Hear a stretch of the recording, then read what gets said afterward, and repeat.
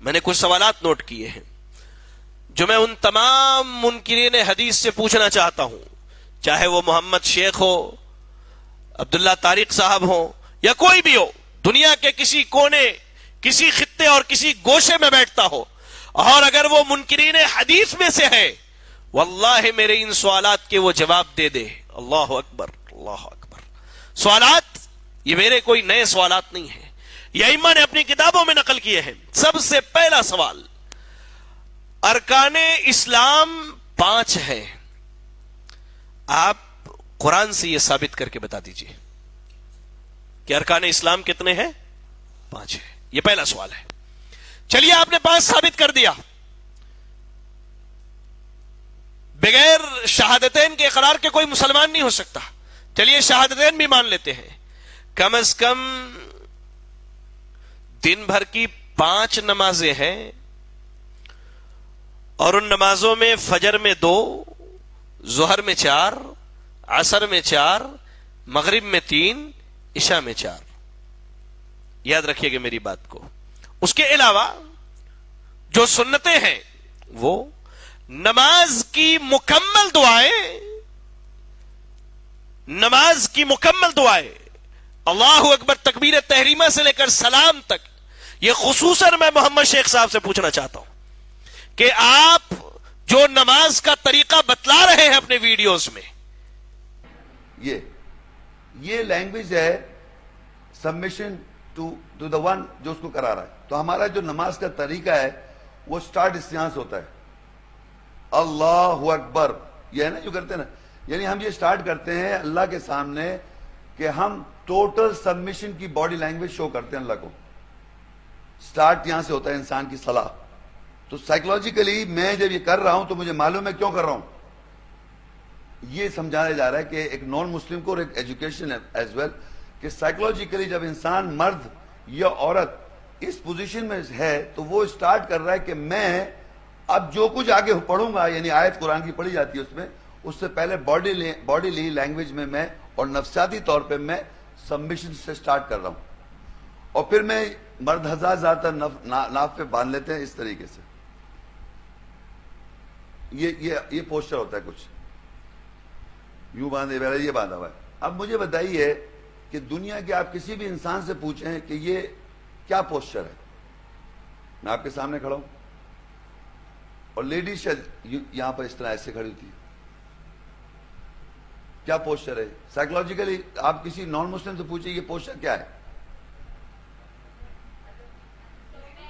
Respect. یہ respect ہے؟ ہاں؟ تو وہ ٹانگیں ملوانے کا کہیں سلسلہ ہو رہا ہے کہ ٹانگیں ملاؤ، ادھر سے کھولتے جاتے ٹانگیں، یہ تو رسپیکٹ نہیں ہے۔ نماز جس طریقے پر آپ پڑھ کر کے ویڈیوز میں بتا رہے ہیں، آپ کے شب قدر کے پروگرامز میں جو نماز کا طریقہ دکھایا جا رہا ہے تراویح کا، آپ ذرا یہ مکمل طریقہ مجھے قرآن سے ثابت کر کے بتائیے، عقل سے نہیں۔ ہم ایرے غیرے کی عقل نہیں مانتے، ہم مانتے ہیں تو قرآن کی دلیل مانتے ہیں یا سنت کی دلیل مانتے ہیں۔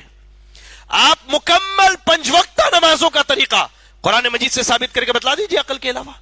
چلیے ارکان اسلام میں دوسری چیز، نماز کے بعد زکوٰۃ کا مسئلہ ہے۔ قرآن کہتا ہے اقیموا الصلاۃ وآتوا الزکاۃ۔ زکوٰۃ کس سے لی جائے گی؟ کن کن مالوں میں لی جائے گی؟ کتنا لیا جائے گا؟ لے کر کے خود جیب میں ڈال لیں گے یا غریبوں میں تقسیم کریں گے؟ اچھا غریبوں میں بھی کس کو دیا جائے گا؟ زکوٰۃ کتنے دن پر دیا جائے گا؟ ذرا آپ یہ قرآن سے ہمیں ثابت کر کے بتلا دیجئے، عقل سے نہیں صاحب، قرآن سے ثابت کر کے بتائیے۔ روزے کا مسئلہ لیجئے، فجر کے وقت سے لے کر کے مغرب کی آذان تک، سورج غروب ہونے تک انسان کو روزہ رکھنا ہے۔ روزے کی حالت میں کھانا پینا نہیں ہے، یا روزے کی جو مکمل کیفیت ہے آپ صرف قرآن سے ثابت کر کے بتا دیجئے، عقل کو چھوڑ کر کے۔ اور آگے آئیے، قرآن کہتا ہے الحج اشہر معلومات، کہ سورہ بقرہ آیت نمبر 197، حج کے کچھ مخصوص مہینے ہیں۔ میرا سوال یہ ہے کہ حج کے مہینے کون کون سے ہیں؟ یہ آپ صرف قرآن سے ثابت کر کے بتائیے۔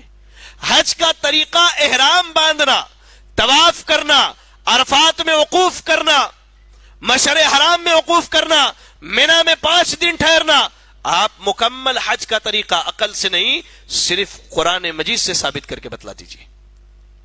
और आगे आइए, बात यही खत्म नहीं होती है। सूरतुल जुमा की आप तिलावत कीजिए, सूरतुल जुमा की तिलावत कीजिए। आयत नंबर 9 में अल्लाह ने कहा, इदा नूदिया लिस्सलाति मिन यौमिल जुमाति फसअू इला जिक्रिल्लाह, जब जुमा के दिन नमाज के लिए बुलाया जाए तो तुम अल्लाह के जिक्र की तरफ दौड़ जाओ। सवाल यह है कि जुमा के दिन कब बुलाया जाएगा? नमाज के लिए बुलाया जाएगा, कब बुलाया जाएगा, कैसे बुलाया जाएगा? अगर आजान दे के बुलाया जाएगा आप कहते हैं, तो आजान जरा कुरान से साबित करके हमें बतलाइए ना कि आजान का तरीका कुरान में कहां है? कहां है कुरान में आजान का तरीका?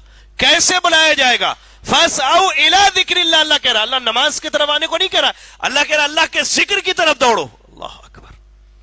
नमाज जिक्र है, ये तो साबित करके बताइए आप। और आगे आइए, बात यही खत्म नहीं होती। कुरान मजीद सूरत तौबा आयत नंबर 36 में अल्लाह ने कहा, इन्ना इद्दतश-शुहूर इंदल्लाह 12 शहरा फी किताबिल्लाहि यौमा खलक़स समावाति वल अर्द, के महीनों की तादाद अल्लाह के यहां 12 है, अल्लाह की किताब में उसी दिन से है जिस दिन अल्लाह ने आसमान और जमीन को पैदा किया। सवाल यह है कि ये 12 महीने कौन कौन से हैं? 12 महीने कौन कौन से हैं? आप महीनों के नाम तो अपने कैलेंडर में मुहर्रम, सफर, रबीउल अव्वल, रबीउल आखिर, ये नाम कहां से लाए आपने? इन 12 महीनों के नाम कुरान से साबित कीजिए। आगे अल्लाह ने कहा, मिनहा अर्बाअतुन हुरुम, इनमें 4 हुर्मत वाले महीने हैं। ये 4 हुर्मत वाले महीने कौन से? कुरान से साबित कीजिए। मोहम्मद शेख ने तो एक जगह साबित करने की कोशिश की है, एक नाकिस कोशिश कह लीजिए। साहब ने हुर्मत वाले 4 महीने बतलाए हैं।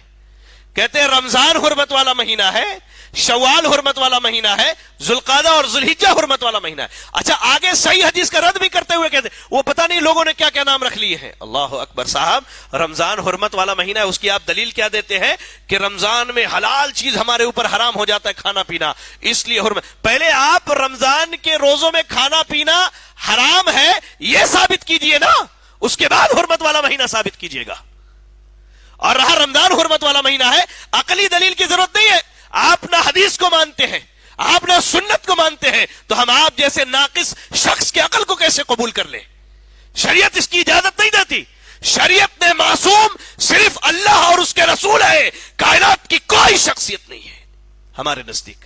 तो आप हुर्मत वाले 4 महीने रमजान, शव्वाल, जुल्कादा, जुल्हिज्जा, आप कुरान और हदीस से कुरान से साबित कर दीजिए। हदीस तो आप मानते नहीं, तो आप कुरान से ये साबित करके बतलाएं कि हुर्मत वाले ये 4 महीने हैं और यही 4 महीने हुर्मत वाले हैं। अल्लाह अकबर। और आगे आइए, कुरान मजीद पढ़िए, सूरतुल माइदा आयत नंबर 38, अल्लाह ने कहा, अस्सारिकु वस्सारिकतु फक्तऊ अयदियहुमा, चोर और चोरनी, मर्द चोर हो या औरत चोरनी हो, उन दोनों के हाथ काट दो। अल्लाह अकबर। सवाल यह है कि हाथ कितना काटेंगे? सवाल यह है हमारा कि आप हाथ कितना काटेंगे? हाथ का इतलाक यहां से लेकर के यहां तक होता है कि नहीं भाई? हाथ यहां से यहां तक होता है ना, हाथ का इतलाक यहां से यहां तक होता है। आप हाथ कितना काटेंगे? अच्छा, सवाल यह है कि चलिए हाथ काटना ही है, यहीं से आप काट रहे हैं अपने कौल के मुताबिक या अपनी अकल के मुताबिक, कितनी चोरी पर हाथ काटेंगे? $1 चुरा लिया तो हाथ काट लेंगे, या $10 चुराया तो हाथ काटेंगे? 1 रियाल, 1 रुपया, कितना चोरी किया उसने? कितनी चोरी पर आपको हाथ काटना है, ये बताइए मुझे। अच्छा, एक और सवाल, एक हाथ काटेंगे कि दोनों काटेंगे? कुरान तो कहता है कि उनके हाथ काट दो। कुरान ने विदात नहीं की कि एक हाथ काटना है या दोनों हाथ काटना है। अब सवाल यह है मेरा कि आप इसकी तफसील मुझे कुरान से बताइए, और वो तमाम लोग जो मुनकिरीन हदीस में से हैं या जो हदीस का इनकार करने वाले हैं। एक इससे और भी खतरनाक मसला है, आदमी जब सुन्नत का इनकार करता है ना, दर हकीकत वो कुरान का इनकार करता है। वल्लाही वो कुरान का इनकार करता है। क्यों? आइए मैं आपको बतलाऊं। सूरतुल कुरान मजीद के अंदर अल्लाह रब्बुल आलमीन ने कहा, हुर्रिमत अलैकुम उम्महातुकुम व बनातुकुम, अल्लाह ने जिनसे जिनसे निकाह करना हराम है उनकी तफसील बताई है कि तुम्हारी माएं हराम है, तुम्हारी बहनें हराम है, तुम्हारी बेटियां हराम है, तुम्हारी भतीजियां हराम है, تمہاری بھانجیاں حرام ہیں. اللہ نے تفصیل بتائی ہے. یہ کون؟ جو حقیقی ہے. آگے اللہ تعالیٰ کہہ رہا ہے وَأُمَّهَاتُكُمُ اللَّاتِي أَرْضَعْنَكُمْ وَأَخْوَاتُكُمْ مِنَ الرَّضَاعَةِ، یعنی وہ مائیں جنہوں نے تمہیں دودھ پلایا ہے اور وہ بہنیں جو تمہاری دودھ شریک ہے. آگے قرآن نے تفصیل نہیں بیان کی کہ دودھ شریک بیٹی سے نکاح حرام ہے یا حلال ہے. دودھ شریک بیٹی سے نکاح حرام ہے یا حلال ہے. دودھ شریک بھائی کی بیٹی سے نکاح حرام ہے یا حلال ہے. دودھ شریک بہن کی بیٹی سے نکاح حرام ہے یا حلال ہے.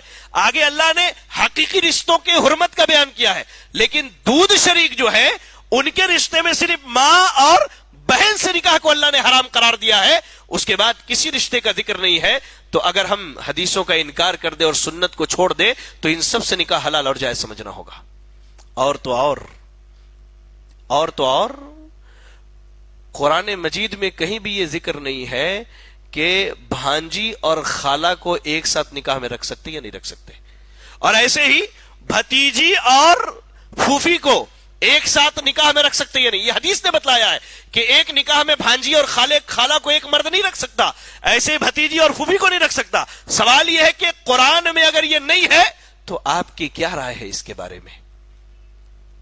کیا رائے ہے ان رشتوں کے نکاح کے بارے میں؟ آپ کی کیا رائے ہے؟ اور آگے آئیے، قرآن مجید نے کہا، جیسا کہ میں نے پہلے بھی ذکر کیا، حرمت علیکم المیتۃ والدم ولحم الخنزیر، سورہ مائدہ کی آیت نمبر 3 میں اللہ نے کہا تمہارے اوپر مردار حرام ہے.